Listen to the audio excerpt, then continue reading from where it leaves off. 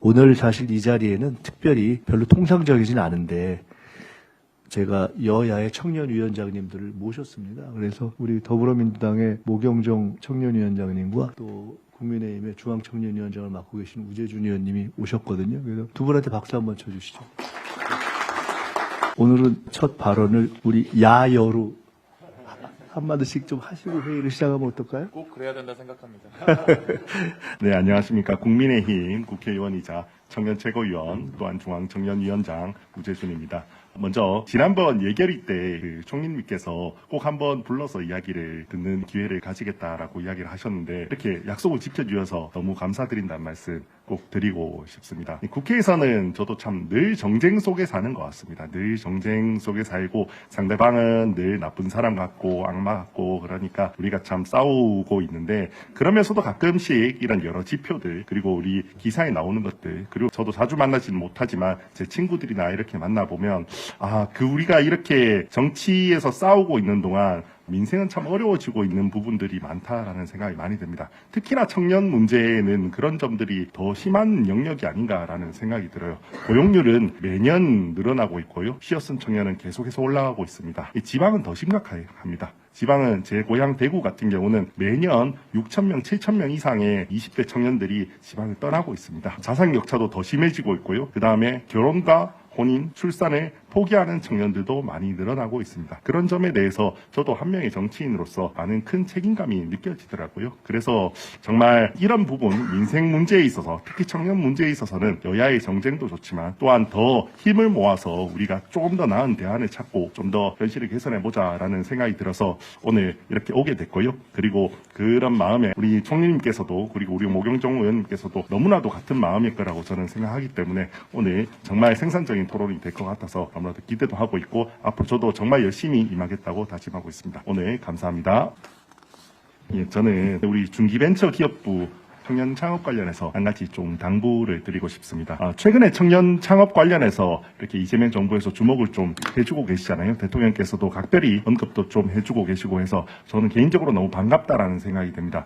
이전 정부 중에 이 청년 창업 관련해서 좀 관심을 많이 가졌던 정부가 누구냐라고 하면 전 박근혜 정부일 것 같아요. 당시에 창조경제라는 말로 이 분야에 있어서 좀 많이 주목을 해줬습니다. 그때 박근혜 정부 때 만들었던 것들 중에 하나가 창조경제혁신센터입니다. 각 지역마다 17개 시도에 창조경제혁신센터를 만들었습니다. 당시에. 근데 이후에 박근혜 정부가 끝나고 나니까 아무래도 이런 주목도가 많이 줄어들었어요. 이후에 어떻게 진행이 됐고 어떻게 살아남았는지를 제가 관심을 가지고 많이 좀 찾아봤습니다. 생각보다 굉장히 열심히 살고 있고요. 특히 지방에서는 창업 생태계 핵심 허브로서 기능을 하고 있더라고요. 제가 얼마 전에 대구에 있는 우리 창조경제혁신센터를 한번 방문을 해봤습니다. 그래서 이 성과를 제가 들어보니까 매년 한 300개 이상 기업을 인큐베이팅을 하고 있고요. 보육을 하고 있고 그 중에서 몇 개 기업은 이미 기업 가치가 1,000억대가 이상이 넘어가는 기업도 나왔습니다. CES에서 혁신상을 받은 게 70곳을 자기들이 만들었더라고요. 그만큼 사실 어떻게 보면 우리가 뉴스에서는 조금 지나갔는데 지역에서는 이 사람들이 창업 전담 기관으로서 보육기관으로서 계속해서 열심히 우리가 관심을 가져주지 않는데도 열심히 이렇게 해왔다는 생각이 들더라고요. 제가 한편으로 안타까웠던 게 뭐냐면 그와 반대로 예산은 계속해서 줄어가더라고요.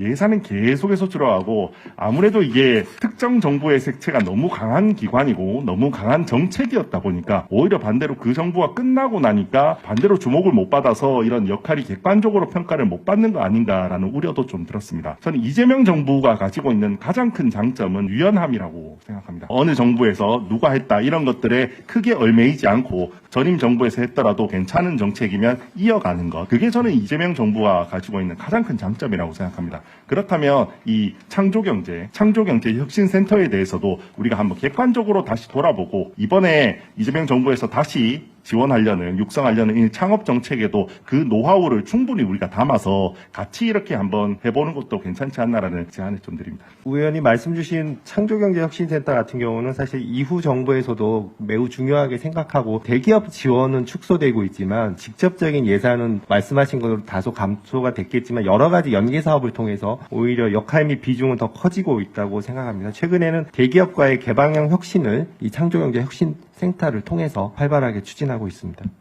제가 몇 가지만 이 섹션에서 조금 전에 우리 우재준 의원님 말씀 주신 것 저는 굉장히 공감하는데 제가 창조경제 그 혁신센터라든가 창조경제 시대의 긍정적인 부분에 대해서 주목한 바가 있어요. 사실 매 정부들이 의욕을 갖고 하는데 시간 지나면 또 사라지고 그러거든요. 그런데 좀 잘한 거는 일정하게 살려줄 필요가 저는 있다고 봐요. 그러니까 적정하게 우리가 뭐 통폐합을 하든가 교통정리를 해서라도 실질적인 이름에 구애받지 말고 사업으로서 의미가 있는 부분들은 좀 승계하고 살려나가고 하는 그렇게 유연하고 포용적인 접근을 했으면 좋겠다 하는 생각이 듭니다. 제가 오늘 없는 부분인 것 같아서 혼인과 관련된 부분을 하나 좀 말씀을 드리려고 합니다. 자, 먼저 개인적인 부분을 말씀을 드리면요. 제가 88년생입니다. 88년생이라서 옛날 한국 나이로 하면 39이고 지금 만 나이로 하면 37, 곧 생일이 지나면 이제 38이 됩니다. 그리고 제가 아직 미혼입니다. 미혼이고 옛날로 치면 이제 노총각이죠. 뭐 노총각인데 얼마 전에 제가 재밌는 기사를 하나 봤는데 저랑 동갑인 1988년생 남자가 결혼한 비율이 얼마나 되냐고 하니까 52%가 있더라고요. 그냥 딱 절반이 했습니다. 그러니까 옛날로 치면 노총각에 해당하는 나이인데 실질적으로는 지금 절반에 해당하는 제 또래의 사람들이 결혼을 안 하고 있습니다. 우리나라가 지금 출산율이 굉장히 낮은 사회라고 하죠. 전 세계적으로도 가장 낮은 사회라고 하지만 사실 혼인자 대비 출산율이 많이 줄었냐라고 했을 때는 그렇지 않다라는 분석도 꽤 있어요. 오히려 혼인자가 너무 많이 줄어서 또는 심지어 혼인을 너무 늦게 하기 때문에 만혼에 의해서 출산율이 떨어지고 있다. 그래서 실질적으로 우리가 더 주목해야 되는 거는 왜 출산을 안 하는가 보다도 오히려 왜 결혼을 안 하는지를 더 주목해야 할 수 있다라고 이런 분석들이 꽤 있습니다. 실제로 왜 오늘 말씀드리냐면 제가 그 산 증인이라고 저는 생각합니다. 많은 분들이 물으세요. 왜 결혼 안 하냐 라고 하면 저는 딱 말씀드립니다. 안 한 게 아니라 못 한 겁니다 라고 제가 이야기를 합니다. 그리고 실제로 각종 조사에서 제 친구들을 이렇게 봐도 대부분 진짜로 결혼을 안 하고 싶어 하고 정말 출산 안 하고 싶어 하는 사람이 많은가라고 했을 땐 저는 많지 않은 것 같아요. 오히려 제 또래의 친구들이 결혼한 친구들 보면 딩크 하고 싶어 하는 애들보다는 오히려 난임 때문에 고생하는 친구들이 더 많습니다. 그만큼 사실은 결혼하고 싶고 아이를 낳고 싶어 하는 사람들이 저는 많다고 생각합니다. 그렇다면 우리 사회가 우리 정부가 왜 출산이 어려운가 뿐만 아니라 왜 결혼을 못하지?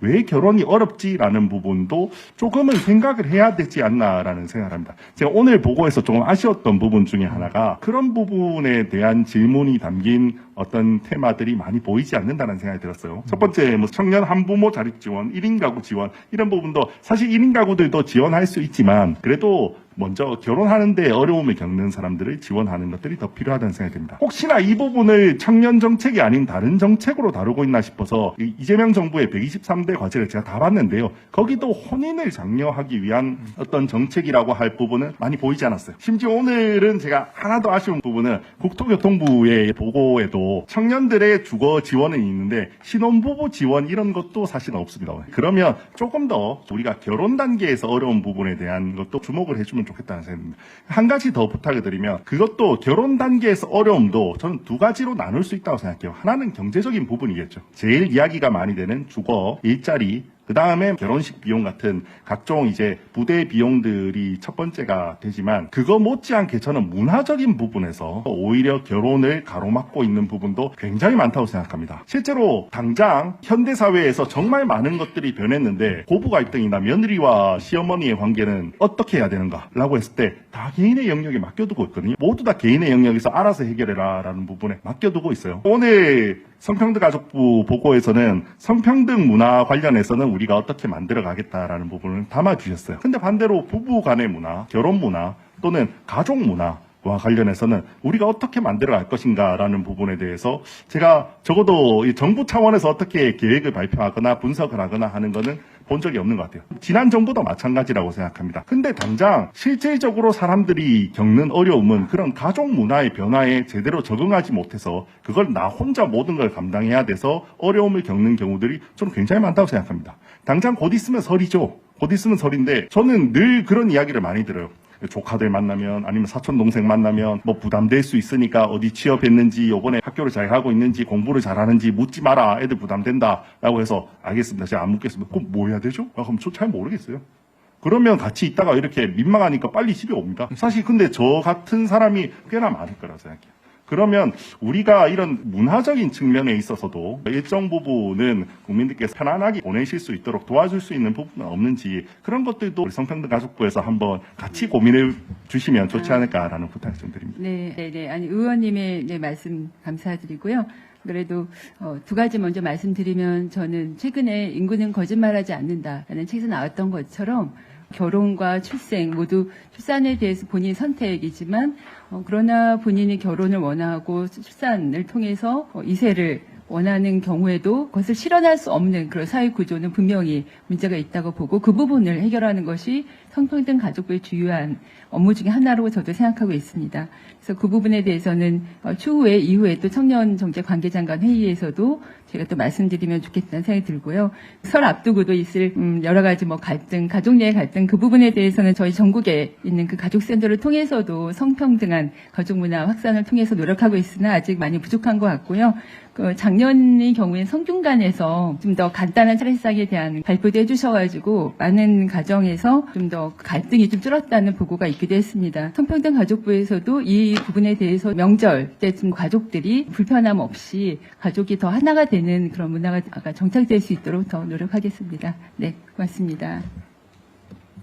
말씀하시겠어요? 네, 총리, 저도 잠깐, 의원님, 저희가 남성, 여성, 청년분들에 대해서 사실은 더 많은 연령까지 가입력 검사도 해드리고 있고, 신혼부부 아까 주택 이런 게 때 있는데요.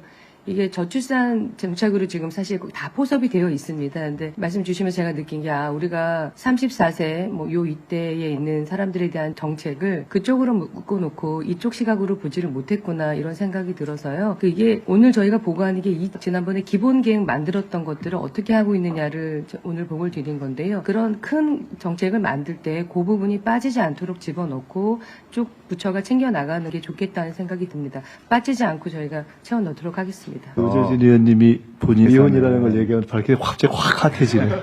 제가 보고드렸듯이 상반기에 청년과 신혼부부, 거기에 이제 임대주택, 분양주택, 이런 부분들이 포함이 됩니다. 근데 제가 총리님께 감사드리고 이런 회의체가 만들어지는 것에 대해서 고맙게 생각하고 있는데요. 그 부분을 만들 때 청년정책위원회에서 의견을 주시면 저희가 충분히 반영해가지고 발표하겠다는 말씀을 드리겠습니다.